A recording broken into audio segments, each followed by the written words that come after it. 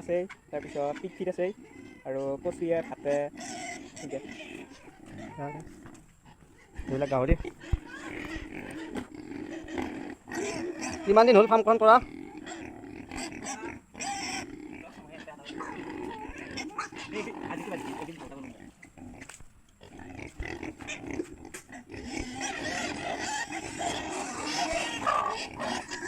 এয়া 3 মাহৰ 4 মহীয়া টেবলেট সুন্দৰ চেহেৰা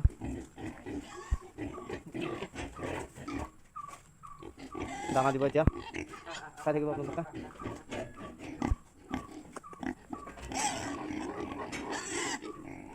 এইটো খালী হৈছে